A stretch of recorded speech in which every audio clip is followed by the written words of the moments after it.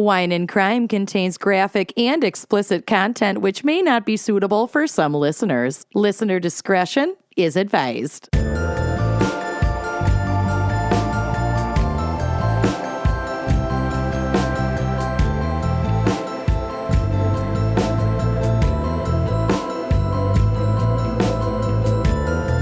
You are listening to Wine and Crime, the podcast for two friends, chug wine, chat true crime, and unleash their worst Minnesota accents. I am Amanda. I'm coming at you in my best Gypsy Rose hat and sweatshirt.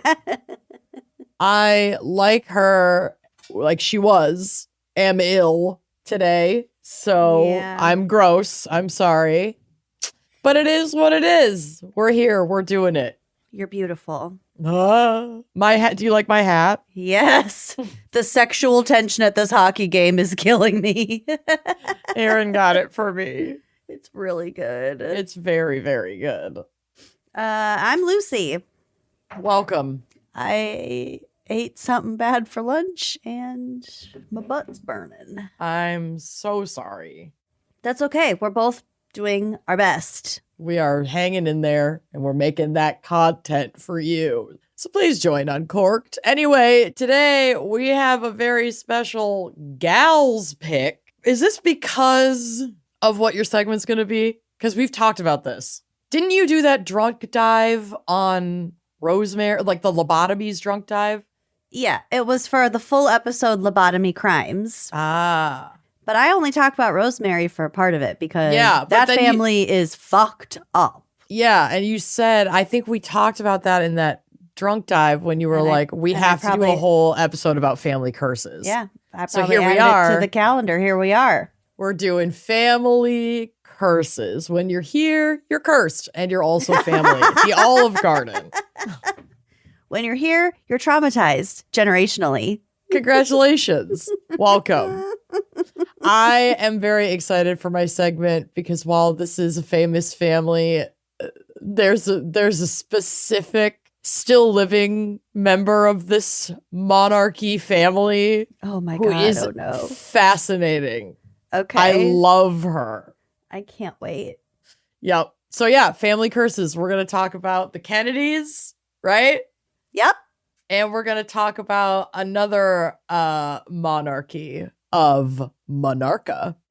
Okay. Yeah. Not the Chins, right? Not the Habsburgs. No, not the Habsburgs. I had Chin was their own curse. I had to pull myself away from covering them because we've talked about them before, both on the show and in drunk dives. Yeah. So like I could, and I will say, I will just while I have it in my brain to mention it. One of my favorite videos on the Habsburgs, and she did a great video on the family I'm covering today. Her name is Lindsay Holiday on YouTube, and she does these very like easy to digest, mostly European, like historical, like royal families, like these deep dives. Shit. And they're like 25 to 30 minutes long. But the one I watched one with Robbie about the Habsburgs because he was not as familiar with them. And I had made some Habsburg chin comment, and he was like, I don't know anything about that. And I was like, girl, lock in. So we watched this video, and they were giving them, everything was very like by the letter, by the book. It's not like a snarky, it's very cut and dry, but I just really enjoy her analyses. But that made this all the more shocking in the moment because she was giving like, showing examples of what the Habsburg chin looks like. Oh, and so she's going through these like oil paintings, like these old paintings of members of the Habsburg family. And then one modern day photograph of Jay Leno. So it's Habsburg after Habsburg after Habsburg. And they are the Habsburgs, the inbreeding, they are foul. One kid had like a gaping sore on his face that like never properly healed. And so they just put a bonnet on it. So he was like oozing. And they were cognitively destroyed. Like, Man. it terrifying what inbreeding did to what they did to their family with inbreeding. The And then choices to just were have made. those images, like these historical images, and then the jump scare of Jay Leno as an example of a modern day Habsburg chin was the diss of all fucking like, I was like, oh, no one's been burned that bad in their entire fucking life. Yeah. That it's over. It's over. Mhm. And it Done. wasn't even a joke. It was just, this is what it looks like. Yeah. Moving on to the next. Like, it was not Very exaggerated. presented as snark. It was so crazy. It was Mm-hmm. almost diabolical. So Lindsay Holiday, you're a bee, like a boss bee, and I love your videos. Come be on our show. Oh my God. Yes. You are welcome anytime. Please, please, please, please. Well, great. I can't wait to hear about the family that you did choose. Yes. And Yes. also to shock and horrify you by how deep the Kennedy shit goes. Girl, I My can't God. be shocked or horrified by anything anymore. Here we are. I peed in that That's cup. true. You did. That episode might not have come out yet. See. You'll hear about it. Pepe? You'll hear about it. See. All right. Well, let's get cranking Yep. with the wine crime pairing for Family Curses. Yes, we have another beautiful segment of Ashwin's Wine Corner, which is getting so much fun feedback. I'm really enjoying it. He teaches me so I much am about too. wine. Yeah, and they continue to make these very generous offers. So before we cut to that segment, just a reminder to head to unpinnedwineclub.com/WC, and you can enter to win a free shipment of wine. That information is also on our website, but you can go directly to them. Again, unpinnedwineclub.com/WC to enter to win a free shipment of wine. And if you don't want to just bank on winning one, you can just join their wine club. It's totally up to you. But they're going to be sending out consistent shipments of free wine. And once you enter, like, you're in. So it's worth it to go sign up. Okay. So for family curses, I called upon my dear friend Ashwin from Unpinned Wine Club. And I said, give me something that's going to capture maybe less the essence of a curse, but more the essence of a family. And I'm very curious to see what you came up with from your incredible selection. So welcome to the stage, Ashwin. Take it away. Thank you, Amanda. Thanks for having me back. Always. I think I've shared this with you off recording, but I'm so thrilled to be here. Love working with you all. And I've got a really fun one today. But before I dive into it, I'm going to quickly introduce myself for any new listeners or anyone that missed one of the past episodes. I'm Ashwin Mathia. I'm the founder of the Unpinned Wine Club. We feature wines from the other 10,000 grapes. So most of us, and this is quite normal, most of us will drink wine from only 20 grapes. 99% of our wine drinking, in fact, comes from just 20 grapes. But there are over 10,000 known wine grapes on the planet that most of us will never get to see, touch, taste, smell, know that they exist. So I've made it my life's mission to get other people drinking the other 10,000 grapes. Mm-hmm. And that's what you can find in the Unpinned Wine Club. I think this is such a cool episode for this too, because it's like so many of the winemakers that you work with, it's very much like a family affair, a family business. It's small batch. It's like generational knowledge that has been modified over time to like keep up with current technologies, but still holds that inspiration and that like original value 100%. from generations of winemaking. So I'm stoked about this. 100%. And like you're touching on something that gets me really excited, which is like wine has been on our planet for 8,000 years, or that's at least 8,000 years. It might be more. The oldest Intentionally for yeah. 8,000 years. Maybe Yeah, accidentally intentionally. longer than that. Yeah, exactly. And so the point being, how many things are there in the world that connect us to our ancestors from 8,000 years ago? Like there are not that many things in the world that you think about and like, oh, my life looks like what their life looked like that long ago. Sitting with loved ones and drinking wine is one of those things. And it's still like today, that's still like, for me, when I think about what's fun, like what is the most fun part of my week, it's usually that. It's usually hanging out with friends and drinking a glass of wine. Yep. So I don't know if that's a good thing or a bad thing, but that's just true for me. You know what? We're not going to label whether any of our behaviors are good or bad today. We're going to be kind to ourselves. Better than we do that. I love that. I love that. Self-loving talk. Yeah. But I'll dive right into it. So for family curses, veering away from the curses part because we don't want to drink things that curse us, leading more into the family part. This is an amazing winemaker, really small production, like 20,000-ish bottles per year, which, like, for context, that can sound like a lot to some people, but any bottle of wine that you recognize at the grocery store is produced by the millions. Yeah. So if you take like a Mayomi or a Hess or Decoy or whatever, like all the wines that you'd recognize usually produced by the millions. Right. So 20,000 bottles, you're talking like 2% of the production of like the typical wine that you'd see when you go shopping. Mm-hmm. So really small production. This is Sagmeister's Cabernet Franc. The winemaker's name is Ernu, and he is in Serbia, in northern Serbia.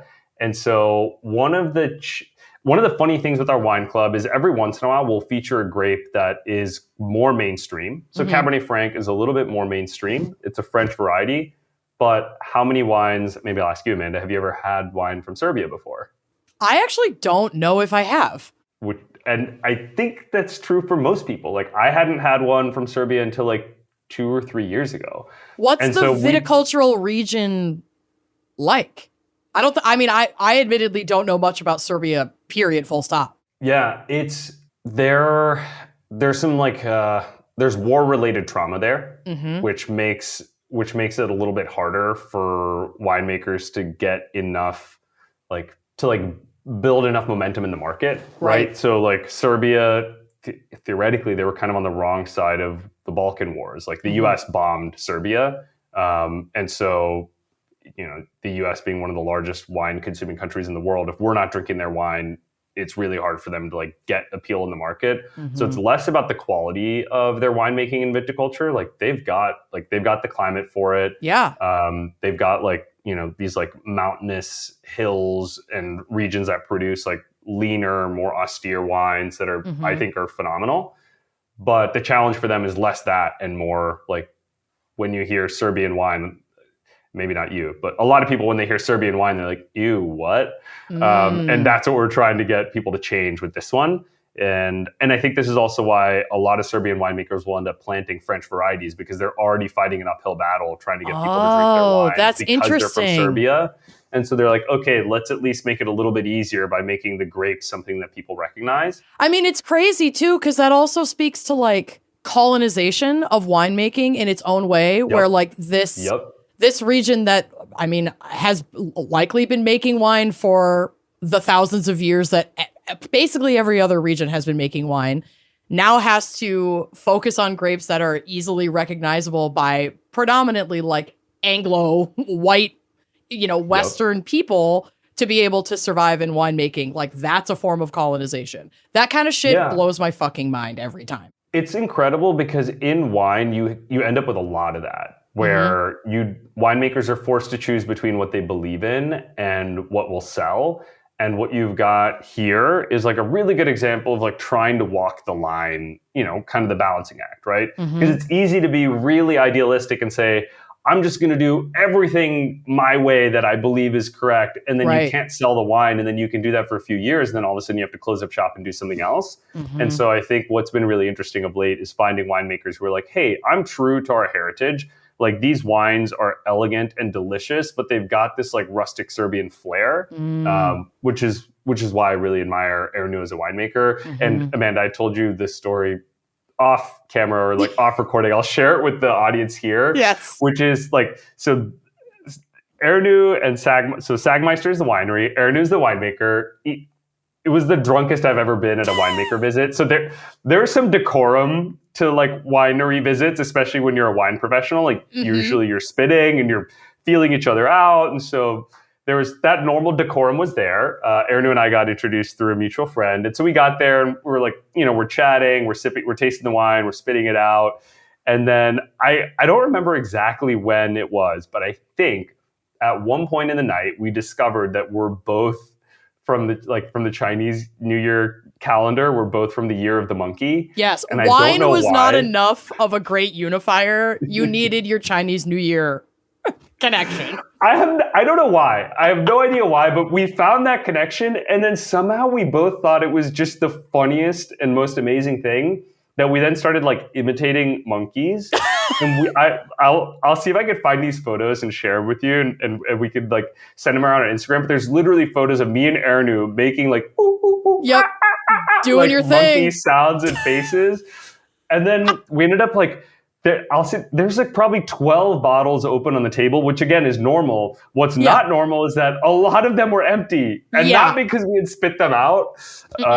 So we just had a hell of a time with him and his wife, and just like amazing wines. Like I should take a moment to just talk about the winemaking here. So he's like an avid natural winemaking kind of like, proponent or supporter. So you've got native indigenous yeast fermentation, small batch production. So this means, native indigenous yeast fermentation, what does that mean? Most wineries, you're adding commercial yeast. So it'll almost look like a bag of fertilizer in terms of like what you'd visualize. Because, if you're baking something at home, you open this tiny little packet, you pour it into your bowl, and you let the yeast like consume the sugars, right? When you're making wine at scale, it's like you need a huge bag.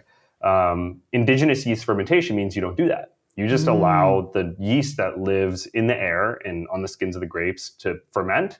And why I love this process is it's the most expressive of terroir, in my opinion. So terroir is this concept of like, how much does the wine express place and time? And I would argue that natural winemaking is the most expressive of terroir because you're allowing everything about that place and time to speak, including the little microbes that are in the air that are unique to that place. Yeah. Right? Because like natural winemaking in Kanjiza in Serbia is going to be even same grapes, same climate is going to be different than if you go 200 miles north. So anyway, natural winemaking, really clean wines. And the crazy thing, after we got way too drunk. When all the best things happen. I wasn't hungover. You weren't? I was about as drunk as I've ever been.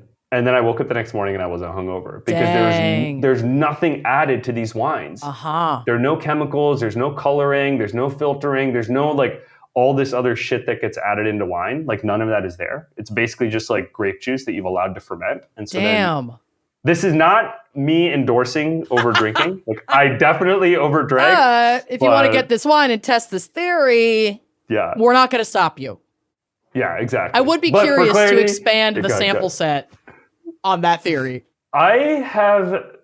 There is more of a sample size than I would like to admit on natural wine and me consuming it to excess. Awesome.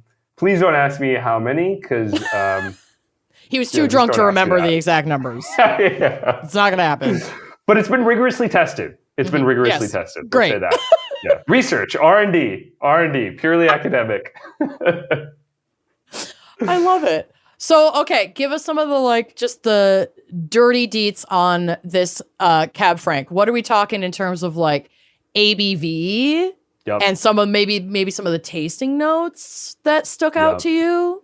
This wine, my secret code for when I take my tasting notes is like a big smiley face. If I really love a wine. I love that. So this one's got a big smiley face next to it. This is higher in ABV than you would expect, and it does not drink like a high alcohol wine. So this is 14.9% alcohol. Damn, but when you sip it, it feels so balanced.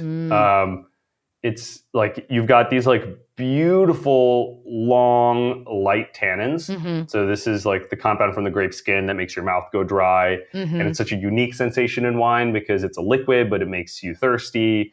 So it's got these light, lingering tannins that are really well balanced. It's got some acidity. In my notes, I've got blueberry, blackberry, dried herbs, cranberry, and then also this minerally components like tar and gravel. And I also wrote roses. So it's got a little bit of everything, which is also part of what makes it really balanced. You've got your fruit, but they're not too forward. And then you've got your minerally component, which gives it some structure and some complexity. And then you've got some tertiaries, like floral aromas in wine are somewhat rare because they're more volatile. And so they're more quick to blow off. And so they're actually quite difficult to preserve. It requires more skill in the winemaking in order for them to remain in the wine. So yeah, just really well balanced, beautiful wine. And for food pairings for this one, in case anyone's curious. I'm always curious about the food pairings. I've got beef tenderloin with gravy and mashed potato, or smash burger with caramelized onions are the two that I'd written down. Which I'm now hungry as fuck. Oh my God. Okay. Well, yeah. Then Lucy and Corey are definitely going to have to get this wine because Corey and Lucy own like 3 burger restaurants called Lachelle's Fine Foods. And he makes the meat. Whoa. The next time you're in the States, try to come to Des Moines because we will fucking feed you, man. Let's go. I'm in. I'm Corey's so smash in. burgers will change your life. The first time I ate one, I like took a bite of a French fry and I literally started crying. It was so fucking good. Oh man. So yeah, I need to create a space where we, at least the 3 of us, sit there. down at Lachelle's with a bottle of this wine and just absolutely fuck up some smash burgers. I am so there. Hell yeah. I feel like we could make this happen. We absolutely should could make this happen. Yeah, it would be ridiculous not to. Yeah, it sounds like it. So folks can access this wine through their Unpinned Wine Club subscription. Is that correct?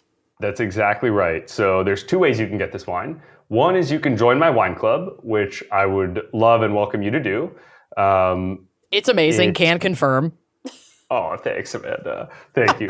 So that's one. You can join my wine club, unpinnedwineclub.com, or we are running a giveaway for Wine and Crime listeners. Every month, we're shipping a free box of wine. We're sending a free shipment of wine. Someone once told me, don't say box of wine, because then people think it's boxed wine. Boxed wine, which this is not. Yeah, this is definitely not. So it does come in a bottle. But we're giving away free shipments of wine every month. The link for that is unpinnedwineclub.com/WC. All you got to do is sign up and you're automatically entered every month to win a free shipment of wine. And we've already sent out a few of these. Everyone so far has been happy. I'm sure we're going to get someone that's like, screw you, we don't like your wine. But for the most part. That would be absurd. I think Sorry, so you don't too. like your free shipment of wine. I just don't put it past people, you know? I don't think you're going to hear that from any of our listeners. Our girlies love the wine. Awesome. And it's such a cool way to get your foot in the door. And like, you know, this, like Ashwin said, it's not one of the other 10,000 grapes, but what else will be in that box will very likely be of the other 10,000 grapes. So you'll have this 100%. gorgeous Cab Franc, which you might be a little bit more familiar with, but done in a way that's really unique and special. So it's not like the stuff that you'd be buying at Total Wine. Not that there's anything wrong with the stuff you're buying at Total Wine. This is just a different expression of a more widely known varietal. But then it's nestled in side by side with some cool shit that you probably can barely read and have never heard of.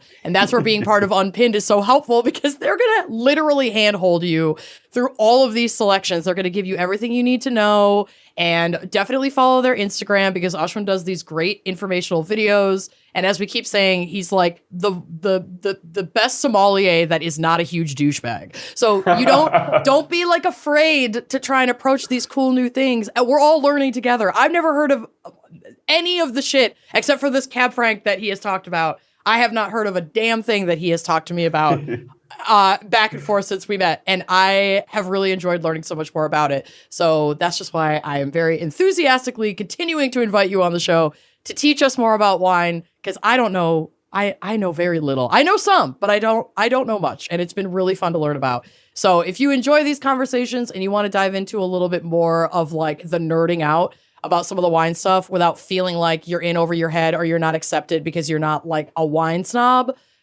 Unpinned is your safe space. It's like a great landing spot for you to experience all these new cool, exciting, nerdy things without being turned away for not knowing shit, because I certainly don't know shit and I have not been turned away. You pitch us better than I pitch us. Listen, I should just stop. I'm just really excited about it. So definitely, I mean, if you just want to make sure you get a bottle of this wine, then just go join Unpinned. Get your subscription, get going. But if you want to enter to be one of those free shipment winners, like Ashwin said, head to Unpinned Wine Club. That's UnPINNED wineclub.com/WC, like wine and crime. See how easy that is?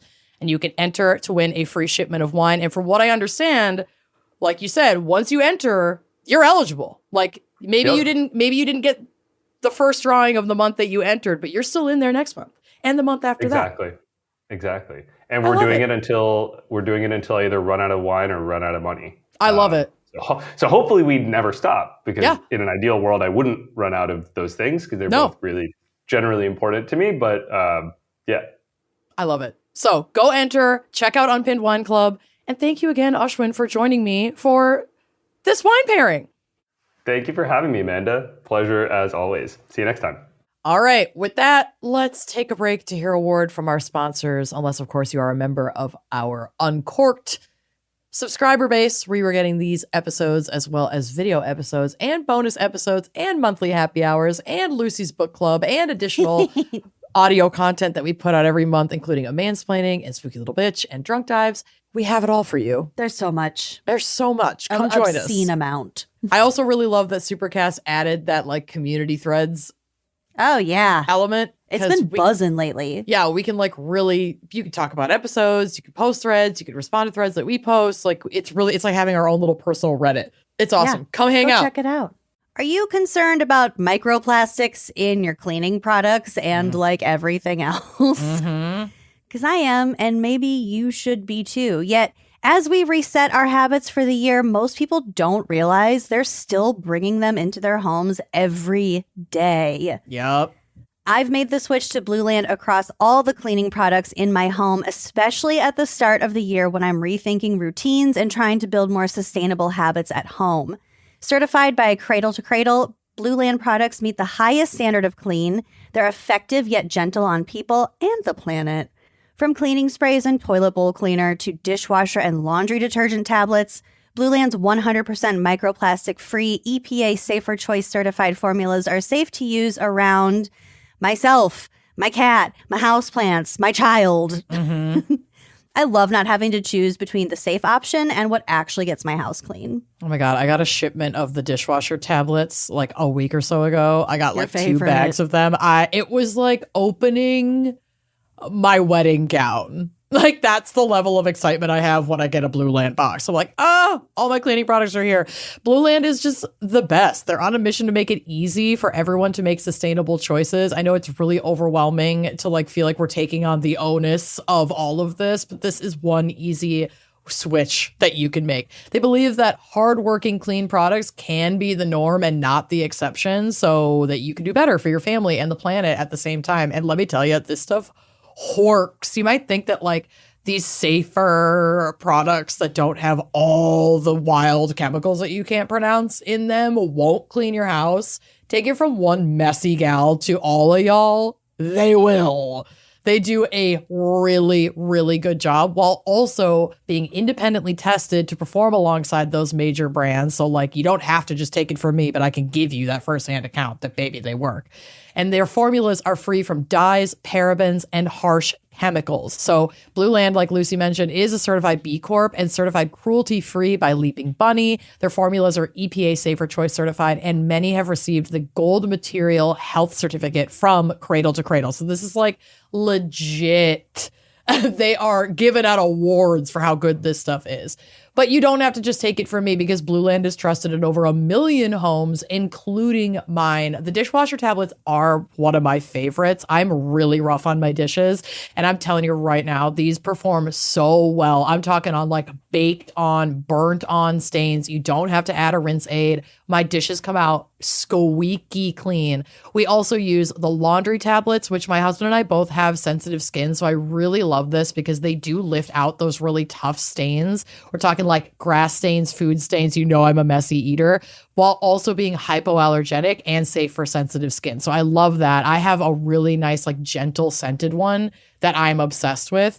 And then, of course, Lucy's fave, the toilet tablets. These things are like, it's like it makes a spa day out of cleaning your toilet. They smell really good. And they work on a wide range of stains like rust, mineral deposits, limescale, and hard water. So whatever you're up against, babe, Blue Land has got your back. Blue Land has a special offer for listeners. Right now, get 15% off your first order by going to blueland.com/gals.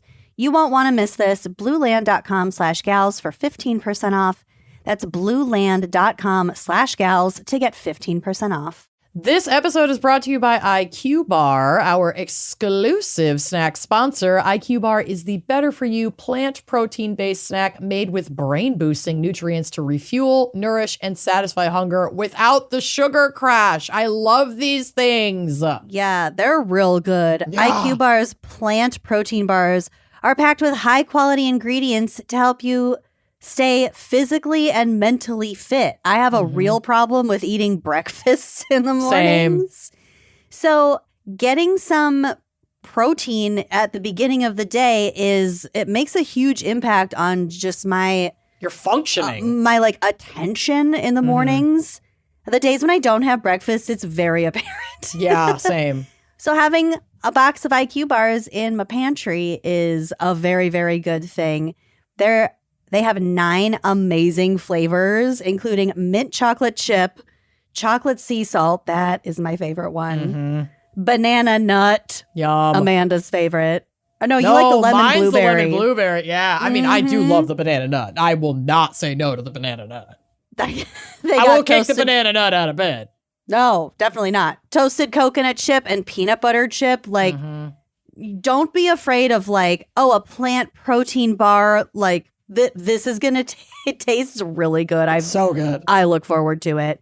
With over 20,000 5-star reviews and counting, more people than ever are starting their days on the right foot with IQ bars, brain and body boosting bars, hydration mixes, and mushroom coffees. I'm a huge fan of the drink mixes. I really do love the hydration mixes, and I also love their mushroom coffees. I do both. And it's like, I prefer my coffee cold anyway. You can make it with hot water, but I like to make the mushroom coffees with ice and a little bit of cold almond milk. It just feels like such a Yes. nice treat in the morning. I love it. And right now, IQ Bar is offering our special podcast listeners 20% off all IQ Bar products, plus get free shipping. To get your 20% off, text GALS to 64,000. Text GALS to 64,000. That's GALS to 64,000. Message and data rates may apply. See terms for details.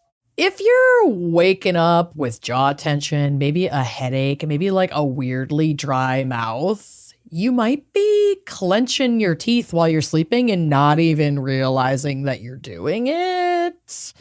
And the idea of like going to the dentist is also terrifying. So I'm going to tell you right now, check out our buddies at Remy, because if you choose to dive in on Remy mouth guards and you find out you are part of the 30% of Americans who grind their teeth, then like your smile needs protection. So make it the year you protect your smile by grabbing your own night guard. Remy's custom night guards are clinically tested and FDA cleared to prevent teeth grinding, reduce jaw tension and facial muscle strain, and improve sleep quality, because all of those things are intrinsically Connected. related. Yeah. You will get the same professional quality and comfort as a night guard from the dentist, but Remy costs you about 80% less, not insubstantial, No. and is much more convenient and less terrifying than having to walk into the dentist's office. You can do it all in the comfort of your own home. This is how it works. You receive your impression kit straight to your door. It is not daunting. It's a little bit of an arts and crafts project because you roll the mold together. It's actually quite fun and very satisfying to do. Their step-by-step instructions are so easy. You just follow those to get your perfect impression. If you have any questions, you can contact their customer service. You might make friends with the rep like I did. They're spectacular. Then you just send it back. Remy crafts and ships you your custom fit night guard, and you get your night guard back and you start protecting your teeth. Just like that. Just like that. The material is super thin, so you really don't even notice that you're wearing it. It is not uncomfortable. And again, it's custom to your mouth. So if it's like a custom glove. It is for your mouth. So start the new year right and use code GALS to get 50% off your purchase of a new night guard. That's 50% off at shopremi.com/gals with code GALS. And thank you, Remy, for sponsoring this episode.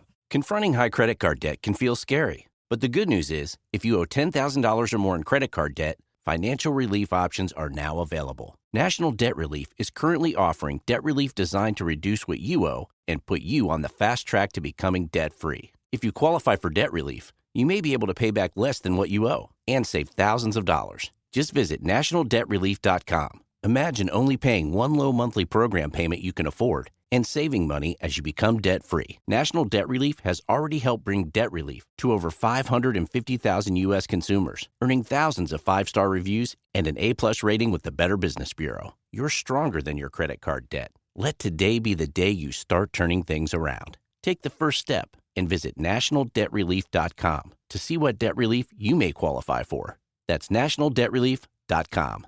All right, Lucy, take it away for us. I can't wait to hear about the Kennedys.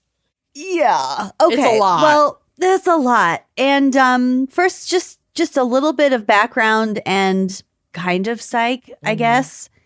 A family curse or a generational curse is passed down misfortunes or negative traits believed to be rooted in sin or family trauma. So this shapes behaviors and relationships on down the line. Or sometimes you get cursed by a witch, That too. which Could we'll be get mystical. Okay, good. to. Don't leave out the possibility of a mystical curse. Okay, well, all right. We Well, exist. Don't erase us. see us. Yes. Visibility. Mm-hmm. So family curses combine family history and like lore and rumors and like, especially when that kind of stuff, it wasn't just like gossip about your still living relatives. It was like written down. Yeah. Like your great, great, great, great, great grandfather pissed off a witch, Yeah. stole her goat. Yeah. And now we have congenital herpes. I don't know. I mean, yeah. Diabetes. What's Yeah. my family curse? I'm sure we did some fucked up shit You had to have. somewhere way back there. Well, your grandma lied about being French Canadian. That's true. We live on a bed of lies. So it combines that like kind of creative family history and also like how we understand relationships with complex dysfunctional patterns, because at the end of the day, that's what we're talking about. Yeah. Generational trauma. Yeah. So things like addiction, mental illness, chronic illness, and also just unhealthy relationship patterns. These are passed down through like genetics, your environmental and social factors, and combinations thereof. And that can trap individuals in a cycle of suffering that might seem impossible to escape because everyone you know and are related to has the same fucking Shared shit. trauma. Yeah. Yeah. So that can feel a lot like a curse. Mm-hmm. So a family curse is essentially generational trauma. Or you were cursed generations ago by a witch because you stole her goat. I mean, por que no los dos? Right. So as you said, I'm going to talk about the Kennedy family. They are as close to political royalty as exists in the United States. The name is associated with presidents, senators, ambassadors, fashion icons, and tragedies. And now RFK is here to shit all over the legacy. Oh my God, he himself is one of the tragedies. Which, to be clear, is not a perfect legacy. They are a family of white people that did white people things in the United States. But, like, No, RFK we'll is get to all the of worst. I don't know. There's worse ones. there's a long line of, well, I'm about to tell you. Yeah. So okay. Joseph P. Kennedy, this is the father of JFK, if we're going to use JFK to like sort of center who we're talking about. Mm-hmm. Joseph P. Kennedy was born in Boston in 1888. He was a Virgo. His father was a politician, also I believe in Boston, and his grandfather had emigrated to the U.S. from Ireland. So he's a second generation native-born American. After graduating from Harvard in 1912, Joe married Rose Fitzgerald, a Cancer. Rose was the daughter of John F. Fitzgerald, also known as Honey Fitz. So he was the mayor of Boston. So Rose's dad was the fucking mayor of Boston. She had gone to private schools in the Netherlands. She was very close with her father, and she went with him on like the political circuits. So she herself had a lot of connections, both political and social.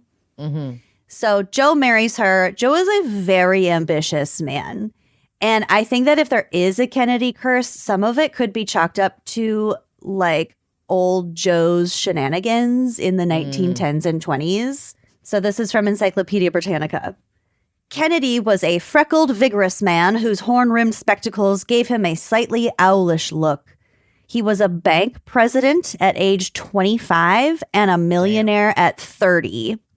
Ugh. He became And a a millionaire in shipbuilder. that time was a fuck ton of money. Yes. Yeah. He became a shipbuilder, a motion picture tycoon, and a heavy contributor to the Democratic Party.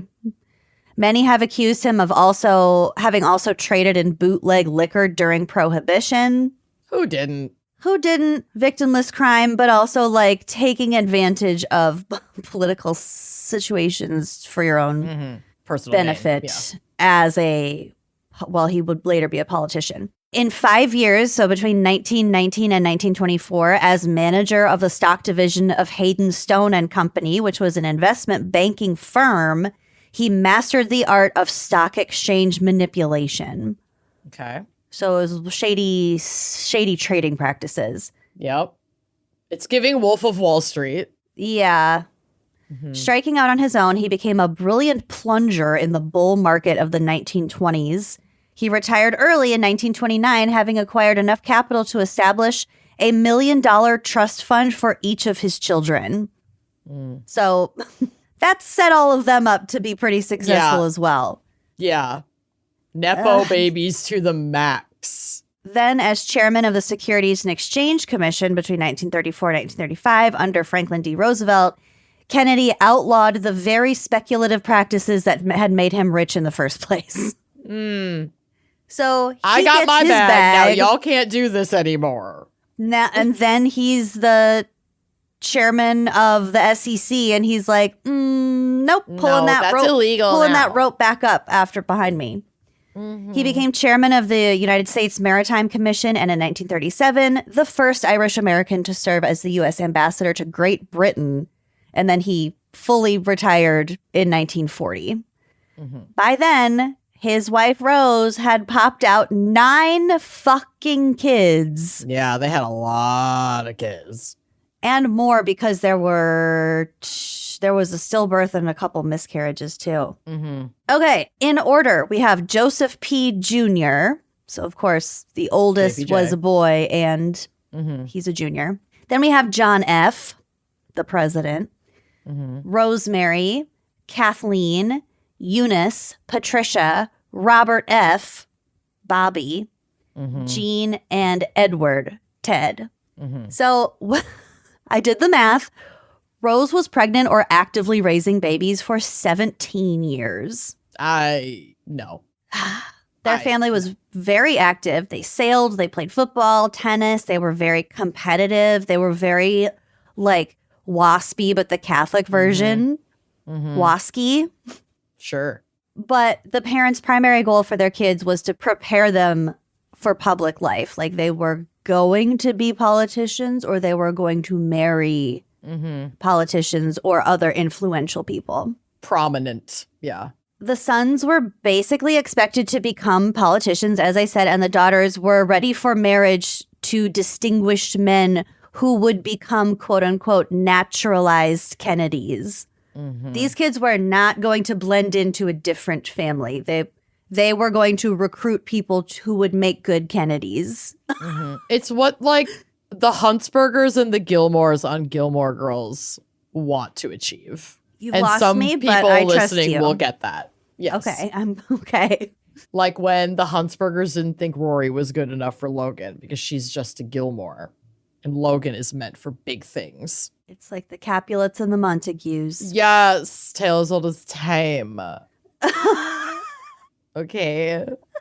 It's like when the Little Mermaid really wants legs.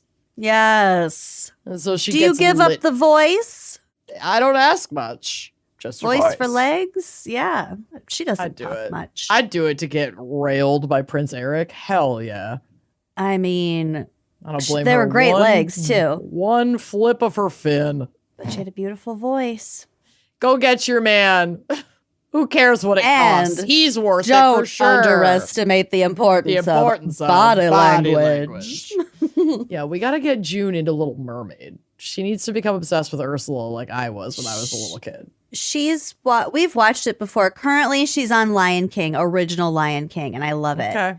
All right. I can't. We're heading in the right direction. I can't do any more Monsters, Inc. I will throw myself into the highway. I can't do it. I get it. Okay, so the Kennedy children were encouraged to read the New York Times from an early age. And also the family did not allow small talk at the table. They had to discuss national and global real adult issues. Okay. It was not like, oh, Timmy and I played baseball today. It was like, no, how do you feel about NATO? Yeah. Did NATO exist at this time? I don't think so. NATO was post-World War II. You know what I mean? Listen, we are following. The kids did develop very strong opinions and arguments about adult issues. For example, with Joseph Jr. becoming an isolationist, meaning that he thought that the U.S. should not be intervening in global issues, which is ironic, as we will get to. And John F. as an ardent advocate of U.S. participation in world affairs. So it shaped their politics as adults. Okay, let's get to the tragedies. Please. Okay, all right. So Rosemary, and as we said, I went much farther into depth with Rosemary's thing in the lobotomy crimes episode. So if you want more details, devastating details, you should go check that out. Oh, yeah. That episode made me fucking cry. It was a really rough one, yeah. Rosemary was the eldest daughter and the third child, born in 1918 at the family's home. So this was during the Spanish influenza epidemic, and the doctors were like slammed. She's only a year older than Helen. Oh, God. So the doctor, Dr. Good, ironically named, he was running super late because he had other patients. So the nurse ordered Rose to keep her legs shut even though the baby was in the birth canal. Oh, God. So she didn't get enough oxygen. That's right. The nurse even pushed Rosemary's head back up inside of her mother for 2 hours. Oh, my God. So, yes, it was a harmful lack of oxygen to the baby. As Rosemary began to grow, her parents noticed that she was not reaching the basic developmental milestones. So, for example, by 2 years old, she was having a hard time sitting up, crawling, and learning to walk. By 11, she was having trouble reading and writing. Her family always just called these her delays. They hid her from the public eye. Not even from the public eye, from some members of their families, like aunts and cousins and stuff. They had no idea that there was anything wrong with Rosemary because they hid it so well. Wow. So her family sent her to schools for the quote-unquote intellectually disabled and ensured that she had extra time and extra attention spent on her. But like I said, really just tried to keep her out of any kind of public spotlight and keep her condition hidden. There's a bunch about her older brother. I think Joe Jr. was like very kind to her and took her to that tea dance and made her feel normal. And that was like... she was in the public eye and that didn't seem like there was anything wrong with her. So there's also a lot of questions about if we're only trusting some of the Kennedys for exactly what was going on with Rosemary, then we're never going to really know. As she reached her early 20s, Rosemary began to experience violent mood swings and things like convulsions. That was making her mental illness very, very apparent. So in 1941, Joe Sr. decided to subject Rosemary to an experimental new procedure, the lobotomy. Also, choosing not to inform his family, her mother, until after it was finished. He acted completely unilaterally. That's horrifying. The doctors went in through the top of her head. It wasn't one of the transorbital ones. They made an incision and they put basically a flat spatula, just mixed it up. Split, yeah. And they botched it so badly that afterwards Rosemary's mental capacity was that of a 2-year-old. Ugh. She couldn't walk. She couldn't speak intelligibly. She was incontinent. And that was like okay with Joe Sr. because even though at least one of her doctors maintained that she suffered from depression or another mental illness that could be fixed with medication and therapy or various therapies, Joe saw it as now his daughter is in a state of mental disability, not mental illness. So that would be more sympathetic to the public and it would go farther to protect his family's political reputation. Yeah, and meanwhile, through it all, poor Rosemary isn't even like treated like a human being, seen as a human being. The ableism is so foul, and it destroyed whatever life she had the possibility of having. They had enough money to set her up for whatever. I know. But all the cutting edge therapies or whatever, but I guess that was too risky. Yeah. He would rather have her incapacitated. That's so fucking tragic. So this clearly demonstrates a lack of support for mental health, mental illness, and the prioritizing of reputation and just optics within this family. It's fucking gross. So Rosemary was pretty much immediately institutionalized, eventually moving to Jefferson, Wisconsin, where she lived for the rest of her life on the grounds of the St. Coletta School for Exceptional Children, formerly known as St. Coletta Institute for Backward Youth. Wow. She had her own like cottage on the grounds. She had a sort of a private space, which she did like ceramics, and she had a schedule. She had a car that she couldn't drive it, but she could go for rides in it. She had a dog. She probably had a fairly decent life because money could afford her that kind of comfort at that point. Right. But considering everything that was done to her to harm her, at least she got to go somewhere quiet and peaceful and just live. But it's devastating. Her siblings didn't know where she was until 1961. That was 20 years after her lobotomy. Yeah. They had no idea. Joe Sr. had a stroke that left him unable to speak or walk, which I guess at that point he said, you should probably know where your sister is. And the lobotomy itself didn't become public knowledge until 1987 when historian Doris Kearns Goodwin revealed it in her book, The Fitzgeralds and the Kennedys. Wow. So now now everyone knows, but Rosemary passed away just in 2005 at the age of 86 with Jean, Eunice, Patricia, and Ted by her side. Wow. Okay, next tragedy. Joseph P. Jr., so he's the eldest. He's the son, brother. the oldest son. He, as I said, was born to politics, privilege, and high expectations. So it was his grandpa, the mayor of Boston, Honey Fitz, who told the newspapers that his grandson would be the first Roman Catholic president of the United States. Well, he was right. He wasn't. Wasn't JFK the first Roman Catholic president of the United States? We're not talking about JFK. This is Joseph P. Jr., the oldest. I know, but that's what I was just saying, is he was right. It was just not the grandson he predicted. Oh, yeah. That's still they were very JFK proud of their Catholicism. Grandson. Yeah. Yeah, but he was saying Joseph P. is going to be him. I know. You just cut me off before I could say the end of my sentence. Okay. So at the end of the day, no pressure at all. No pressure, Joe Jr. Yeah, for real. So he was a natural leader. He graduated from Harvard in 1938 and served as a delegate to the DNC in 1940. So he is well on his way to being the first Roman Catholic president. He's definitely hobnobbing in all the right circles to get on the ballot.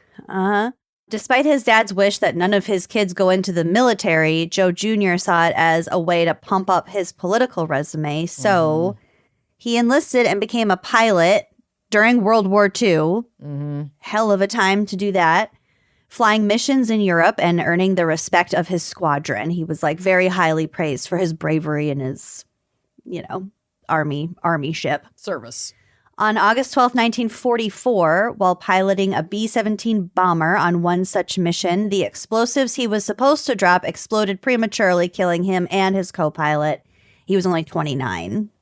That's hard. Yeah. Okay, next tragedy. Kathleen was the second oldest daughter. She was the fourth child.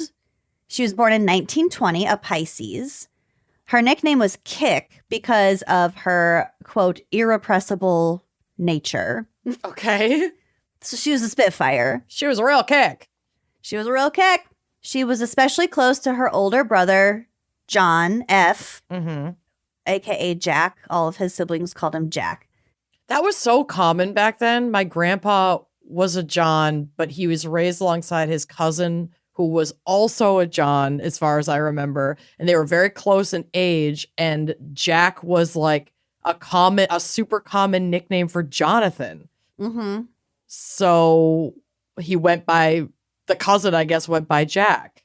I think that's the typical nickname for Jonathan, if it's not like Johnny. Which is so weird because it's like John is right there. Why do we got to change a bunch of letters? I don't know. Where are the C and the K coming in? Who sent them? I don't know. What's going on? We should look it up. Some other time. Not now. We're busy. Never We're now. learning about the familial tragedies. Okay, so she, to all of JFK's like close friends, she was like the flirty, like cute little sister. She'd like play football with the boys. Mm-hmm. She was way too good for them. Also, she was like their best friend's little sister. But she, she was just like the fun one. Mm-hmm. She went to school in France for a while, and she also lived in Britain while her dad was the ambassador to the UK. While she was over there, she dated a Rockefeller, and she was declared to be the debutante of 1938 by the English media when she made her debut at the Queen Charlotte's Ball. Okay. The event of the year. In September 1939, the Germans invade Poland and World War II kicks off, so her family moves back to the United States, and she's like, well, no, all my friends are here. I'm staying here. Mm-hmm. And her dad was like, absolutely not. Get your ass on the boat. We're going back. So they did go back to the U.S., but she went to college for a little while. She volunteered for the Red Cross. She eventually had her own review column in the Washington Times-Herald. So she was like making it work, but she really, really, really wanted to just go back to England because she also had met a boy there and she wanted to see what he's up to now. So in 1943, so 4 years later, seeking a way to return to England, Kathleen signed up through the Red Cross to go assist servicemen somehow. Mm-hmm.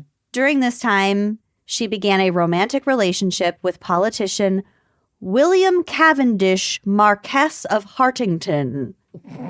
Rolls right off the tongue. One of those really obscure, like, okay, your great aunt's former boyfriend, you know what I mean? Like, yeah, a far-fetched, but they still have like crazy titles over there. So, Billy. Her parents did not approve of this marriage because it was outside of their Catholic faith. It meant that their children would be raised in the Church of England and not the Roman Catholic Church. And her mom was very, very fucking Catholic. Mm-hmm. So her parents said no, but they got married anyway on May 6, 1944. Her older brother, Joseph Jr., was the only one there from her family. And he was kind of only there because he was stationed in Britain. Mm-hmm. He would die 3 months after the wedding. So 4 months after their marriage and less than a month after Joe Jr. was killed, Billy Hartington was killed by a sniper during a battle with the Germans in Belgium. Mm-hmm. So he died. And then a little while after that, she fell in love with the 8th Earl Fitzwilliam, another weird title bro. Her mom didn't like that either for the same reason. So Kathleen was like, fine, I'll just convince daddy instead. So on May 13th, 1948, Lady Hartington, which was her widow name still, and Lord Fitzwilliam, I think they had just gone to visit her dad in Paris to try to like make him approve of the relationship. Mm-hmm. But they were flying from Paris to the French Riviera for vacation. Must be nice. When they flew into a storm and ended up crashing near the Alps and killed all 4 people aboard. Oh, so she Lord. was buried in Derbyshire, England. Her father was the only family member to attend the funeral. Rose, the mom, refused to attend because, she refused because she was fucking pissed about the relationship in the first place. Mm-hmm. But instead of admitting that or doing it anyway, she entered a hospital for quote unquote medical reasons. She probably had a mental breakdown. Okay. And her brother, Jack, JFK, was too devastated because they were so tight. Yeah. He was too upset to bring himself to go to the funeral. So it was just her dad. And it was just her brother, who's now dead, who was the only person at her wedding, too. Right. That's really sad. Not great. No. On August 23rd, 1956, JFK's daughter, Arabella Kennedy, died at birth. On August 7th, 1963, Jacqueline Kennedy gave birth to a premature baby boy who was quickly baptized and named Patrick. He lived for 39 hours, succumbing to complications of hyaline membrane disease despite desperate attempts to save him. The couple had already suffered one miscarriage and a stillbirth, who would have been Arabella. Patrick's death raised the profile in infantile respiratory diseases and syndromes into the public consciousness and encouraged more important research on the topic. So, baby Patrick still made a difference. On November 22nd, 1963, which was just a few months later, JFK is assassinated in Dallas. Oh, God. Can you imagine being I can't. Being like Jacqueline Kennedy and having this tragic birth, and then you barely come up for air and JFK's popped. And you already have two kids that you're raising. I think she had two at that time. So that's November 1963. June 19th, 1964, Ted Kennedy survives a plane crash that killed one of his aides and the pilot. They were on the way to the DNC. Dude, the planes, the Kennedys and they're planes. going down everywhere. I know, because I mean, we were kids when the one you're gonna get to eventually happened, and I remember how devastated my aunt was because she loved the Kennedys. Oh, you'd think it was her friend that went down. That was personal to a lot of middle-aged women. Auntie Dawn was inconsolable. Oh, no. I remember the Seinfeld episode when he was still alive. John F. Kennedy Jr. That's a great episode. Yep. Anyway, okay. Ted survives a fucking plane crash on the way to the DNC. Following the crash, Robert F. Kennedy remarked to aide Ed Guthman, quote, "Somebody up there doesn't like us." I remember reading about that. Obviously that was in 1964, but I've read about that quote before. Yeah. When they were starting to be like, are we cursed? Yeah. They say it again. There's a couple times when they're like, you guys wait. Yeah, I feel like OG RFK was the first one to finally publicly be like, something's off. And then it was he Ted. opened the floodgates. It was Ted. Mm-hmm. Oh, okay. It says I'll get to it. RFK remarked to aide Ed Guthman, somebody up there doesn't like us. But the curse, the first time a curse is mentioned is Ted. We'll get to it. Oh, okay. Okay, next tragedy. Another prominent member of the Democratic Party, Robert F. Kennedy, RFK, the dad, OG, yeah, served as U.S. Attorney General between 1961 and 1964 and was subsequently a senator for New York. By 1968, he was a leading candidate for the Democratic presidential nominee, following in the footsteps of his brother, John J.F. Shortly after winning the California primary on June 5th, 1968, this is shortly after midnight, RFK was walking through the kitchen of the Ambassador Hotel in LA when he was shot by Sirhan Sirhan, a young Palestinian who claimed to have acted in retaliation for RFK's pro-Israeli stance during the 1967 Six-Day War. Damn. He died the next day at age 42. Mm-hmm. Sirhan recently-ish, I think he got paroled. Mm-hmm. And some of the Kennedy family was because he was in prison. He was in prison for 53 years or something. Anyway, I don't really know if he's out yet, but okay, next tragedy. Late one evening in July 1969, Senator Ted Kennedy left a party on Chappaquiddick Island to drop another party guest, Mary Jo Kopechny, back at the ferry landing. Mm-hmm. The car skidded off the bridge into the water. Kennedy escaped the car, swimming free and leaving the scene. You sure have. He only reported the crash to police at 10 a.m. the next morning, by which point Kopechny's body had already been recovered from the sunken car. Mm-hmm. Thanks for the tip. Kennedy was found guilty of leaving the scene of an accident, received a 2-month suspended jail sentence, and had his driver's license suspended for 16 months. I'm pretty sure it was his buddies. He crashed. He went back to the lodge, told some people. They went to check on her, not him. Yeah. and pulled her out. And then he clearly bad for him. killed her, whether it was by accident or because he was driving drunk or it was on purpose. Mm-hmm. It was manslaughter at best, murder at worst, and he didn't have shit for consequences for it. It's crazy. Yep. Well, the Chappaquiddick incident, as it became known, severely undermined Ted's hope of ever becoming president, fortunately. And when he eventually did run in the 1980 Democratic presidential primaries, he lost to incumbent Jimmy Carter. A peanut farmer was in the White House. Jimmy Carter. And I sold these culottes. A peanut farmer. A peanut farmer was in the White House. I forgot about that. It's like one of my favorite lines. It's so fucking stupid. I know. And I sold these culottes. These culottes. And what you know, they still fit. She got a big ass then. She's got a big ass now. Big ass now. I'm due for a rewatch. Okay. Yeah. So Ted was the first to publicly surmise that the family had a curse. A week after the car crash, he addressed his actions and wondered aloud, quote, whether some awful curse did actually hang over all the Kennedys. What bad luck I'm having for killing a woman. Yeah, this is awful what outside forces are doing to me.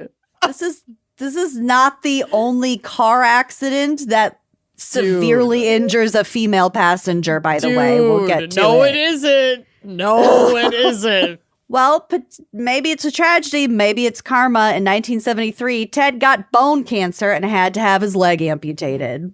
Oh, no. As the child of an amputee, I can say, boo, that sucks. Bye. I knew you'd like that one, especially. I can say that with confidence. Wow, I don't care. Fuck you. Bummer. Cool. Hope it wasn't your driving foot. My dad drove fine with a prosthetic driving foot. It was my dad's driving foot. Okay. And he still smoked me at parallel parking. Not parallel parking necessarily, but like we had this driver's ed like field day with all these different stations. Were you talking about this recently? He just I feel kicked like I was. Ass. Yes, he smoked me at every single frickin' station. Reaction time on the brakes and gas. Reaction time. Crushed me. Oh my God. With the bum leg. Okay. Well, without the bum leg, really. He had that taken off. Well, yeah, then I think he had a distinct advantage. There was something hidden in his prosthetic that increased his chances. And I don't think he should play in men's sports. It's because he's genetically enhanced. He has an unnatural advantage. Yes. He's got one of those body suits that's totally robotic and it moves for you. He was Iron Man. Oh no. Okay. Oh, here we go. August 13th, 1973. Yes. For clarity, just to clear things up. He was definitely not Iron Man. 1973, Joseph P. Kennedy II. So I don't actually know whose child that was because it wasn't Joseph P. Jr. because he didn't have kids, whatever. He was the driver of a Jeep in Nantucket, Massachusetts, that crashed and left his passenger, Pam Kelly, paralyzed. Fellow passenger and brother David A. Kennedy were injured. We'll get back to David because he is also a tragedy. January 23rd, 1974, Athalia Ponsell Lindsley, who dated Joseph P. Kennedy Jr., the one who died in combat until his death, was murdered in her home. Yikes. I didn't have time to go dig for any further information, but yeah, there was a murder. Jesus. Next, the fourth son of Robert F. Kennedy and his wife Ethel Skakel, David. Okay, so this is I think the same David who was in this car crash. Okay.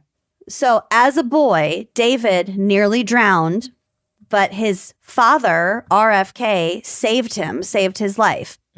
The next day, David watched his father's assassination live on television. Oh. Yeah. David Kennedy turned to recreational drug use to cope with the trauma he had experienced, as one does. Would, yeah. Well, especially growing up in this like legacy family that notoriously pushes things so deeply under the rug, they lobotomized one of their children. Yeah. To hide her quote unquote mental illness. Yep. So he was using recreational drugs, and then that car accident I just fucking mentioned left him addicted to opioids because he got really hurt. He got injured. Yeah. Oh, God. Poor guy. Despite numerous trips to rehab following minor overdoses, David never kicked his addiction. And he was found dead in his apartment, I think, in Florida in April 1984, having overdosed on a combination of cocaine and prescription medication. Fuck. December 31st, 1997, Michael Lemoyne Kennedy, son of Robert F. Kennedy, died in a skiing accident after crashing into a tree in Aspen, Colorado. Crazy. I knew there was a ski thing. All right. In 1999, John Kennedy Jr., who was born 2 weeks after his father, JFK, was elected president, so it was just before his third birthday. He's the one the little boy. Yeah. That famous photo. That famous photo with Jackie O. That's JFK Jr. In 1999, while working as a successful legal professional in New York, John Jr. flew from New Jersey to Massachusetts via Martha's Vineyard to attend a family wedding with his wife, Carolyn, and sister-in-law. So he was piloting the airplane. It was reported missing shortly after it failed to arrive on schedule and stopped responding to communications. And I can see this like it happened fucking yesterday, much like your aunt the helicopter footage. Wreckage and debris was later found in the Atlantic Ocean, and their bodies were discovered several days later on the seabed. It's thought Kennedy became disoriented during descent over water at night, resulting in the crash. When I tell you that, like, this was a Titan submersible moment in the way that everybody was watching the search. Yeah. For these two at that time, like, it was nuts, the media frenzy of it. I think I watched, I know it wasn't the same. I know Diana didn't die in 99. But I was watching the same thing on the same TV at my parents' house. Yes, it was very much a similar experience. It was a glued to the television. You can stay up late if you're quiet. Yeah, and we obviously don't have a royal family in the United States, but like the Kennedys were treated similarly to like the monarchy, the British monarchy. And JFK Jr. was like, he was like the playboy. He was super hot. Everybody loved the paper, the tabloids loved him, the papers loved him, women loved him. And Carolyn loved him. Carolyn was fucking gorgeous, like this beautiful, beautiful blonde. And their photo, there's like a photo of them at a cocktail party where she's in this like beautiful kind of strappy blue dress that I can like picture so clearly in my mind, because that was like the photo that they ran of the two of them at like a function together, looking the best they've ever just gorgeous. But it's like that picture was plastered everywhere. It's on the front of every fucking magazine with like the little cutout of like the pictures of the wreckage of the plane. It was everywhere. It's like burned in my childhood memory. Yeah. They were like the socialite, the it couple. I have a few more. Good Lord. These are a little bit more scattered because obviously there are an awful lot of Kennedys. So statistically, maybe, these are people with a lot of generational wealth. They are participating in higher risk activities, both because of that and also just they're all kind of competitive natured.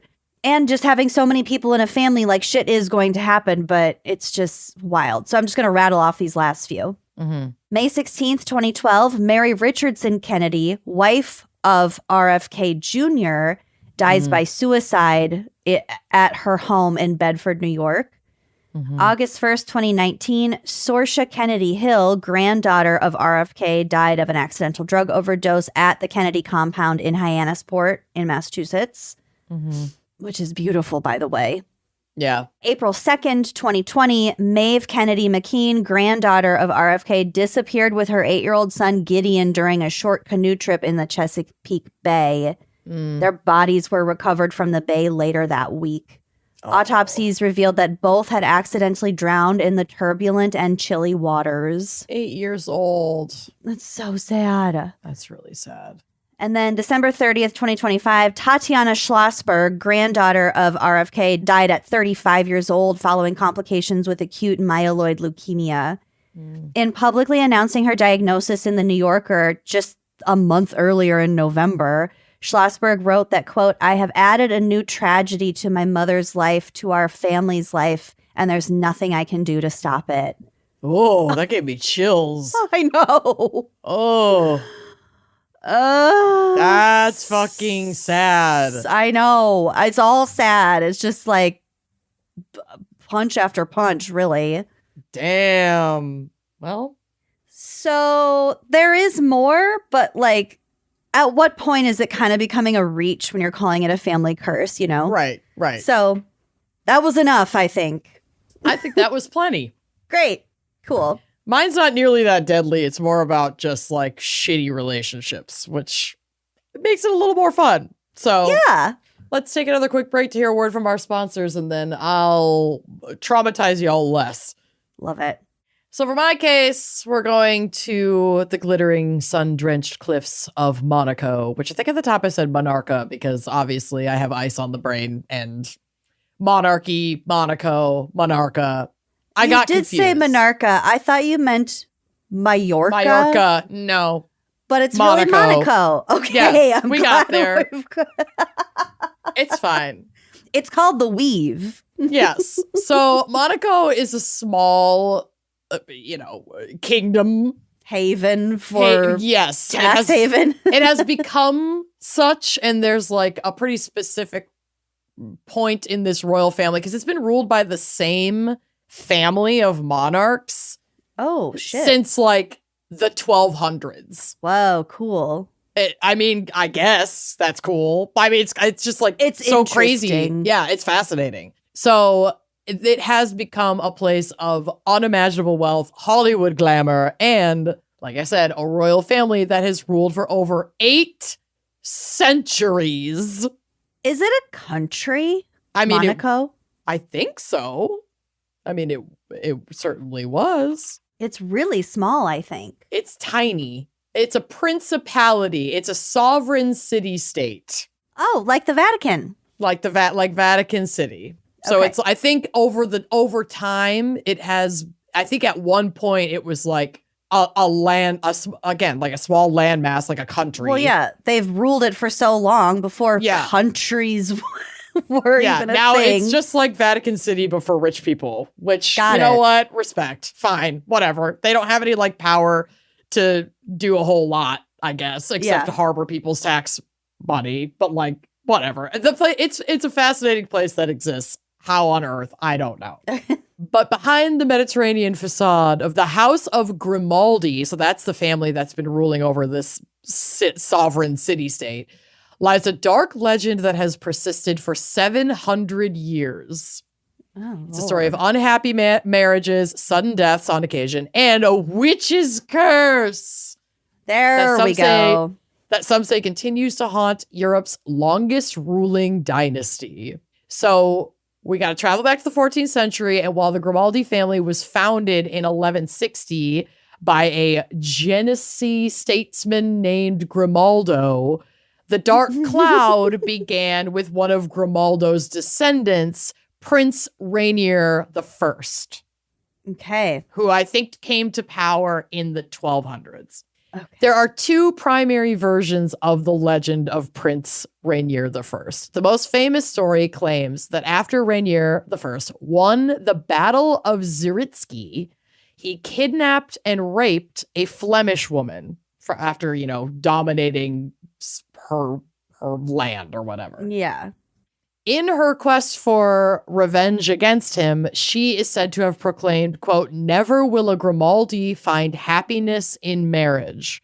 So she said this out loud, allegedly. Now, she either said it out loud after he brutalized her or said it out loud. This is the alternative, darker version of the story, is that it was uttered by her after Rainier the First ordered her to be burned at the stake as a witch. So basically the theory, like the working theory is he kidnapped and raped this woman. When she kind of like mouthed off about it or put up a fight about it, he claimed witchcraft, had her burned at the stake, and she said before burning, "Never will a Grimaldi find happiness in marriage," and cursed the family. Good for her. So I love that. So whichever version of it you believe that, that happened, whether it was just her pissed and not murdered or her sending off a dying hex, the sentiment remained the same, that the family would be forever unlucky in love. And while these stories sound like fairy tales, the historical record of the Grimaldi family, kind of like what you mentioned with the Kennedys, it's like they wrote shit down. They're a political dynasty. Mm-hmm. These records are shockingly consistent throughout about 700 years with this, quote, wronged woman's curse situation. Oh my God. Imagine trying to date.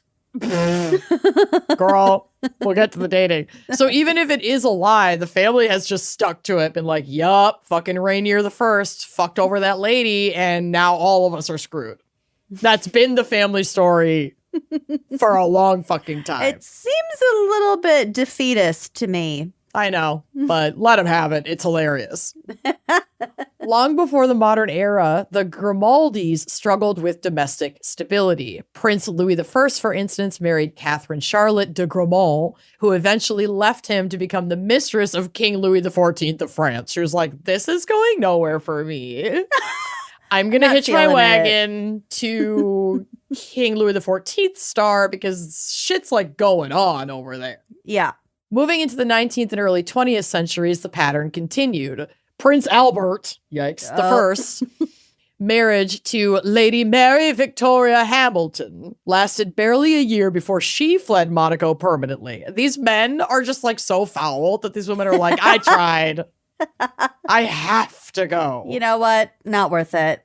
Not worth it. His successor, Prince Louis II, never married the mother of his only child, who was a French cabaret singer named Marie-Juliette Louvet, and she was considered too low on the social hierarchy to marry into royalty. So they had this child out of wedlock, and he couldn't marry her, but their child would become Princess Charlotte. She would enter the ruling family lineage and sadly go on to have a notoriously unhappy arranged marriage to Count Pierre de Polignac. Ick. They separated in 1930 after 10 years of marriage amid reports of Pierre's homosexuality. Oh, and sometimes Charlotte's, they make a great husband. And Charlotte was having her own extramarital affairs. So it's like they're kind of in a loveless lavender marriage, which there's nothing worse. Like a lavender marriage with so much love is incredible. What a dream. Oh, yeah. Well, a loveless marriage anyway. But a loveless marriage, period. And you can't even have fun with your gay husband. Hates you? Yeah, that would suck. That would suck. So obviously she was like getting hers on the side. And then of course she's going to be the one that gets roasted for that. And so they split up. But they made it 10 years. But it wasn't a cute split. And all of these splits over time, like, they're so fucking annoying because most of these marriages were dual marriages. So they'd have to get married both like in the state to like solidify the monarchy. But then they also had to have separate ceremonies in the Catholic Church to be like anointed by the church. And then when more they of the split Catholics up, fucking this up. Dude, I know. And then when they would split up, they would have to get like permissions from higher ups in the Catholic Church to grant them Catholic divorce. So they could maybe get legal divorce, but they're still married in the eyes of the church and would have to get granted divorce. Honestly, watch Real Housewives of Beverly Hills. Sutton's going through it right now. She just had her marriage annulled, or her ex-husband had her marriage annulled in the eyes of the church. Oh. And to people who give a shit about that. And upsetting. These like, it's very upsetting, but also what people I think forget from the context of these times, not even necessarily 1930, but they'd already been in power for hundreds of years at that point. The church and the state were the same level of power, if not more on the end of the church in a lot of ways. Like they were very directly connected. And so it was a pain in the ass, these marriages that then were fucking splitting up left and right. It was crazy. Anyway, I just thought that was interesting. But the legend of the curse gained its most significant traction in the 20th century, particularly following the arrival of American actress Grace Kelly into the lineage. Oh, my. Kelly headed the U.S. delegation at the Cannes Film Festival in April of 1955. While she was there, she was invited to participate in a photo session with Prince Rainier III, the sovereign of the Principality of Monaco, at the Prince's Palace of Monaco. So he was like, I saw Grace Kelly at Cannes Film Festival. I'm inviting her to the palace. She must be mine. Yes. He fell madly in love with her, He allegedly. instructed his staff to pull out all the stops. Yep.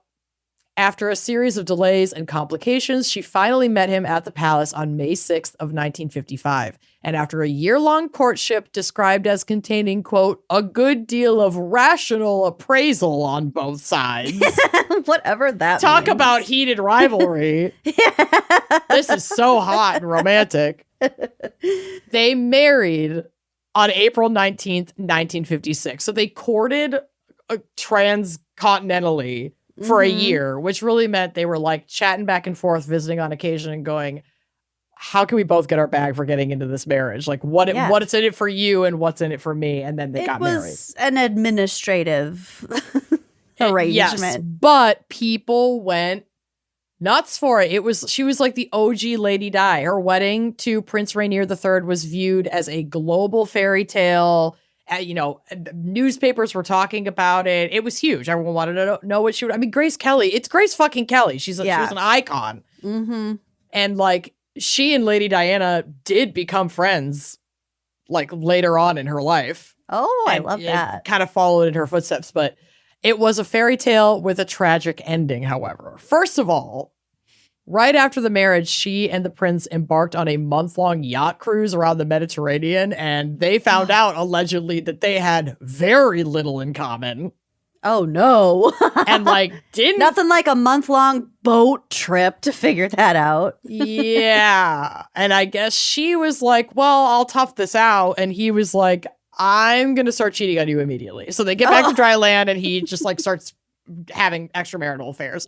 Oh, no. Despite his infidelity, they remained married, and she bore him 3 children who she devoted her life to and loved dearly. She had given up acting to marry the prince, despite giving up acting to marry him, she was still offered roles by prominent directors, including Alfred Hitchcock, who really wanted her for this specific movie he was making. I don't remember what it was, but the prince found that work unbecoming of the Princess of Monaco, so she had to decline. Oh, for God's sakes. You're a princess and a mother now. This is silly. She did do one last bit of acting in the 70s. She narrated a documentary called The Children of Theater Street that came out in 1977. And that film was nominated for an Academy Award for Best Documentary Feature. So she had her name on and her work in something really powerful and influential for the time, at least before. She got an award. Yeah, at least before she died tragically. So on September 13th, 1982, Princess Grace suffered a stroke while driving with one of her children, her youngest daughter, Stephanie. And Stephanie was a teenager at the time. It was in the front seat. And Grace was driving, and all the reports I read said that she had a driver, but she specifically insisted that she wanted to drive that day. And the roads up to their castle, essentially, in Monaco are very windy. Oh, no. And allegedly she and Stephanie were arguing, and then suddenly the car, this was Stephanie's account of it, it's we were fighting, and then the car veered off a mountainside, and we were just rolling down the mountainside. And Stephanie was okay. She had pretty minor injuries. Grace was taken to the hospital, and she did die the next day at the age of 52. Oh, yeah. Just I would really feel so so guilty. Really horrifying. I mean, of course, you're a teenage girl. Of course, you're fighting with your mom, and you're not the reason that she had a stroke. And then the car ran off the road. So you've experienced this awful trauma with these terrible circumstances. Stephanie is incredible. We will go deeper into her in a second here because I find her fascinating. But yeah, that's some fucking trauma. Mm-hmm. Prince Rainier III, her widow, was reportedly heartbroken and never remarried, living as a widower until his death in 2005. I mean, why would he bother remarrying? Like, he had been cheating on her anyway. You're not going to level up from Grace Kelly either. No, it's like, okay. Your job now is to give your kids stability and shut the fuck up. Mm-hmm. That's what you hope. Sorry. So it was this sudden high-profile tragedy that caused many to wonder if the ancient curse was indeed real. If the curse targets marital happiness, the children of Rainier and Grace have certainly faced their fair share of trials. Yeah. So this last part is about their 3 kids. So Princess Caroline, she's been married 3 times. Her first marriage ended in divorce. Her second ended in tragedy when her husband, a man named Stefano Casaraghi, was killed in a powerboat racing accident at the age of 30. Oh my God. Yeah, it's definitely giving fucking practical magic ass shit. Yeah. And she did marry again after becoming a widow, but she is apparently separated from her third husband currently. Okay. Grace Kelly's only son, Prince Albert II, who is the current reigning prince, and there is a photo of him with his, like, I'm sorry, but the haircuts on his wife and children are shocking. Am I looking at the family tree? No, you're looking at a white man with 3 Aryan-looking blonde children, all with, like, the same variation of a bowl cut. Well, one of them's his wife, right? Yes. Oh, you said 3 children. Well, whatever. The one in the middle is his wife. The other 2 are his kids. That's not great. They're terrifying. Whatever. I don't like that. But he's like currently the reigning prince. He allegedly spent years as a Playboy bachelor and was the subject of multiple paternity suits involving illegitimate children. And this woman in the photo. If you're dealing with multiple paternity suits, girl, I don't know what to say. Figure it out.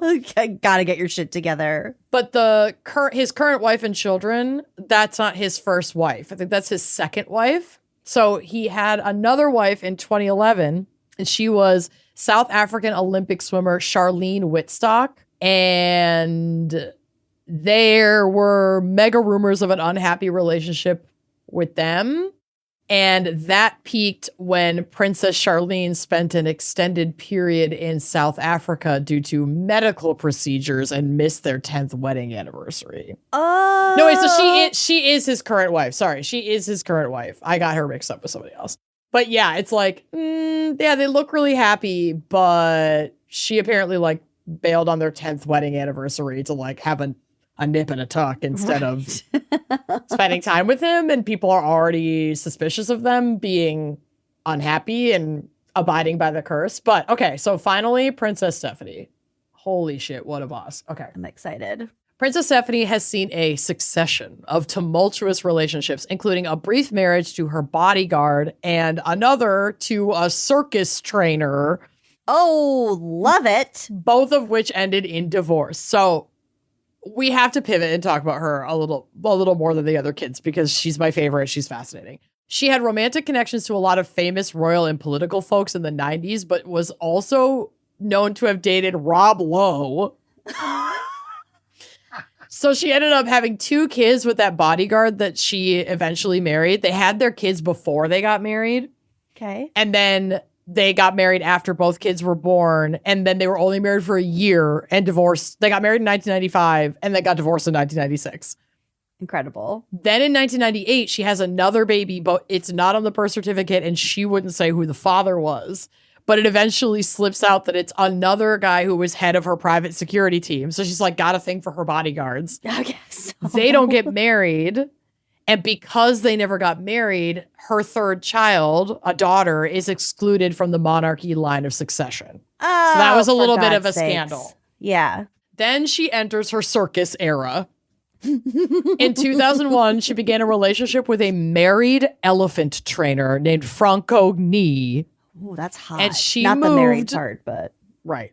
She moved along with her 3 children into his circus caravan no. and went on the road, baby. Wow. However, that relationship came to an end in 2002, and Stephanie and her family returned to Monaco. But by September of 2003, she married a Portuguese acrobat named Adolfo Lopez Perez, who was also a member of her ex Franco's circus ensemble. You girl, quit shitting where you eat. You can't keep dating your ex's co-workers. That's okay, because the marriage ended in divorce a year later in November of 2004. Oh my God. She managed to also accomplish in the 80s and 90s, dropping a few full-length musical albums, including an album aptly named You Don't Die From Love, You sure don't. and was a featured quote-unquote mystery vocalist, so I think she went unnamed for a long time, on Michael Jackson's 1992 single, In the Closet. What the fuck? This woman's life is a Mad Lib. I literally wrote down she is definitely someone I want to add to my dream blunt rotation because she sounds fucking fascinating. She married 2 circus performers. She's a princess. She sang on a Michael Jackson album. She put out several albums of her own. Her mother was Grace Kelly. That was like the 6th thing on your list. And yeah, like despite, you'd think that would be the most fascinating thing about her. Yeah. No. And she has upheld the family curse in such a chaotic way. She's doing her duty. I fucking love her. So I guess the only question now is the Grimaldi family truly cursed by a Flemish woman from the 1300s? Or is it simply the bad luck that occasionally plagues high-profile dynasties? You can believe what you want, but I will. But there are some who believe the curse is being broken by the newest generation, as Caroline's children, Andrea Pierre and Charlotte Casarahi, all appear to be happily settled in their own marriages. So, Well, at good. least Princess Caroline, even though her husband died in the PowerPoint accident at age 30, her kids are doing well and seem pretty happy. PowerPoint accident? Powerboat. I heard PowerPoint. No. In the great PowerPoint accident of the 1930s. The greatest PowerPoint accident of all time. Wow, I bet she was watching too. Yeah. Isn't that What crazy? Just It is so sad. Those are Yeah. sad. But a lot of these were just like a lot of divorce. So this felt a little less intense. But we had a lot of divorce, a lot of plane crashes. I wanna visit Monaco. I'm curious now. I'm Monaco curious now. I took a train kind of through Monaco, but like along the cliffs with just like sweeping views of the main part of Monaco. Oh my God. It's stunning. Yeah. It's stunning. I'll never be able to afford to enter that No. city state. Probably not. We need to Probably get not. a personal invitation. And I think I did this family some real justice today on this episode. And Exposure. they should be inviting me with open arms I agree. as their resident historian. All right. Well, Grace Kelly's estate, you get at us. Yeah, email us. Email us. I know you're dying to talk to us. All right, we did it. Special thanks to us Yep. for diving deeper on family curses. What a ride. And if you're cursed, feel free to email us and tell us Please tell us about your family only if we can curses. read it on the air. Yes. Okay. Thanks for listening. Join us on Uncorked. It's a really good time, and we'll see you next week. Bye-bye. Thanks for listening to Wine and Crime. Our cover art is by Danielle Sylvan. Music by Phil Young and Corey Wendell. Editing by Jonathan Camp. Our production manager is Andrea Gardner. For photos, sources, and other resources, head to wineandcrimepodcast.com. You can follow us on all the socials at Wine and Crime Pod. If you'd like to show your support and get access to all sorts of wine-fueled bonus content, check out our premium channel at wineandcrimepodcast.com/uncorked. Cheers!